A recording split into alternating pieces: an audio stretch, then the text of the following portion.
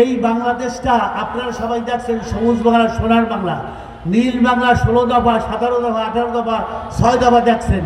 Awami League, BNP, জাতীয় পার্টির শাসন দেখছেন কি দেখেন নাই? কি বলেন না কেন দেখছেন? এবার ইসলামী সরকারের শাসন কারা কারা দেখতে চান তারা শুনে আল্লাহু আকবার বলে হাত জানান। ইসলামী সরকার হবে, খোলাফায়ে রাশিদিনদের সেই শাসন হবে, আব্বাসী উমাইয়াদের শাসন হবে। তো এই জন্য আমরা চাই যে 92% মুসলিম এই দ্বিতীয় বৃহত্তম বাংলাদেশে বসবাস করে। এই দেশে ইসলামী তাহজিব, তামাদ্দুন, ইসলামী সংস্কৃতি, ইসলামের যে আদর্শ নীতি, কোরআনের নীতি, হাদিসের নীতি চলবে না। অন্য কোনো মানব রচিত এই জমিনে, আল্লাহর জমিনে আমরা চলতে দেব না ইনশাআল্লাহ। এই জন্য ঐক্যবদ্ধ থাকতে হবে।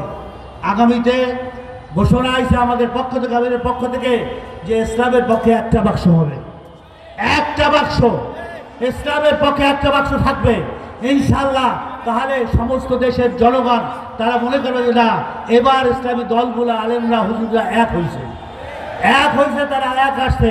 এবার একটু তাদেরকে আমরা ভোট দিয়ে দেখি তারা কি করে। তা আপনারা দেখেন, পরীক্ষামূলক দেখেন যে আমরা কি করতেছি। ইনশাআল্লাহ আমরা কি করতে পারি।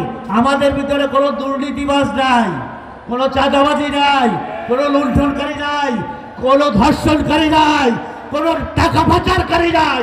আমাদের ভিতরে আল্লাহওয়ালা নেককার নেতৃত্ব, তাকওয়ার নেতৃত্ব আমরা তৈরি করছি। পীর সাহেব চরণে ফজলুল করিম রহমাতুল্লাহ আলাইহি ইসলামী আন্দোলন 87 সালে প্রতিষ্ঠা করে গেছেন। এই জন্য যে এক ঝাঁক হক্কানি আলেম ওলামা, দিনদার, বুদ্ধিজীবী, আইনজীবী তারা নেতৃত্ব দেবে। তাদের নেতৃত্বেই এই বাংলার জমিনে ইসলামী শাসন কায়েম হবে। সেখানে শ্রমিক তার অধিকার পাবে, আপনার শিক্ষক তার অধিকার পাবে, ছাত্র তার অধিকার পাবে, যারা বঞ্চিত, যারা বৈষম্যের শিকার তারা তাদের অধিকার পাবে।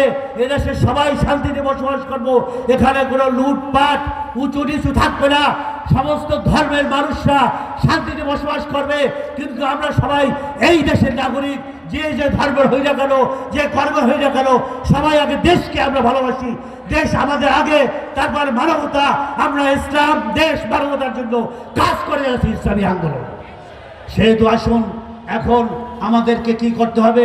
আগামী নির্বাচন হয়তো এই 2025-এর শেষের ডিসেম্বর অথবা আপনার জুন পর্যন্ত, 2026 পর্যন্ত, যেটা আমাদের প্রধান উপদেষ্টা ডক্টর মোহাম্মদ ইউনূস ঘোষণা করেছেন, এর ভিতরে নির্বাচনের প্রস্তুতি নিতে হবে।